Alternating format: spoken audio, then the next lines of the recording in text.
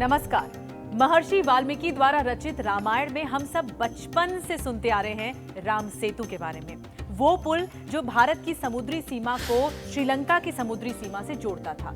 हजारों युगांतर साल पहले रामायण काल में इस पुल का निर्माण भगवान श्री राम ने कराया था, वो भी वानर सेना द्वारा। 5 दिन में इस पुल को तैयार कर लिया गया था।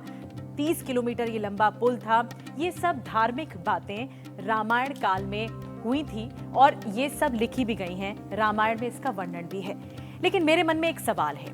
सवाल ये कि जो राम सेतु के पत्थर थे वो समुद्र में डूबे क्यों नहीं थे? और इसीलिए मैंने अपने सवाल को खोजते खोजते एक रिसर्च की जिसमें मुझे 2 बातें मिली। एक बात जो कि धार्मिक कहानी से जुड़ी हुई है, राम सेतु के बारे में, उनके पत्थरों के बारे में, और दूसरी वैज्ञानिक शोध के बारे में। सबसे पहले धार्मिक बात यह थी कि भगवान श्री राम ने सीता मैया को रावण के चंगुल से छुड़ाने के लिए उन्होंने पुल का निर्माण करवाना था, तो उन्होंने समुद्र देवता की पूजा की।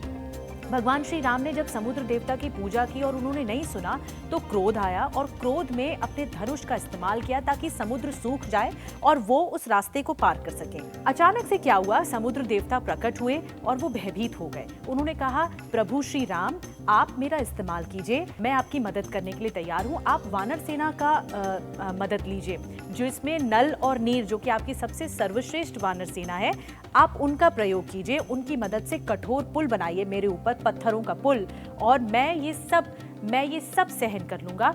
इस कठोर पुल को बनाने के लिए ऐसे पत्थरों का इस्तेमाल हुआ जो कि समुद्र में डूब नहीं सकते थे। उसके कारण वो जो वानर सेना थी वो एक रास्ते से दूसरे रास्ते तक जा सकती थी। ये हुई इसकी धार्मिक कहानी। अब आते हैं वैज्ञानिक शोध पर।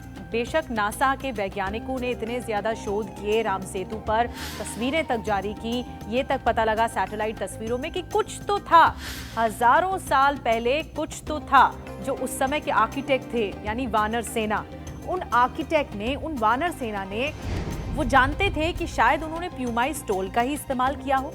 अब प्यूमाई जो स्टोन है वो क्या चीज है? ये वॉल्केनो द्वारा उत्पन्न होते हैं, वॉल्केनो के लावा से उत्पन्न होते हैं ये वाले पत्थर। और जब वो वॉल्केनो के लावा से बाहर निकलते हैं तो जो हवा होती है वातावरण में, कम गर्म हवा होती है, उससे मिलकर एक प्रक्रिया एक ऐसे पत्थर को जन्म देते हैं जो खंखरे पत्थर कहलाते हैं। तो वैज्ञानिकों का कहना है कि हो सकता है कि उस समय के आर्किटेक्ट वानर सेना ने खंखरे पत्थरों का इस्तेमाल किया हो, यानी प्यूमाई स्टोन का इस्तेमाल किया हो, जिसकी वजह से वो समुद्र में डूबे नहीं हो।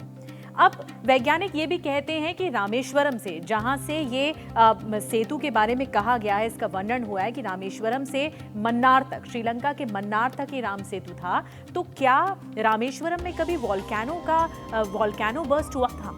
ये भी एक बड़ा सवाल है। तो वैज्ञानिक कहते हैं कि युगांतर तक, सदियों तक, हजारों साल से रामेश्वरम में कभी वॉल्केनो नहीं देखा गया। तो वैज्ञानिक शोध अलग है लेकिन धार्मिक मान्यता अलग है।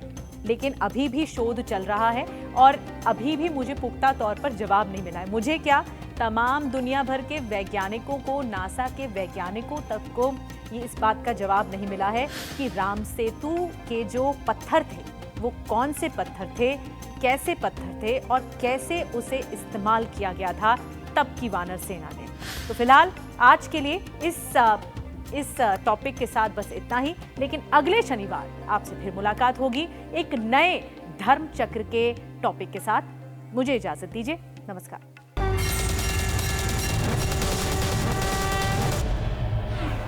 हर बड़ी खबर सबसे पहले आप तक पहुंचे, इसके लिए सब्सक्राइब करिए रिपब्लिक भारत।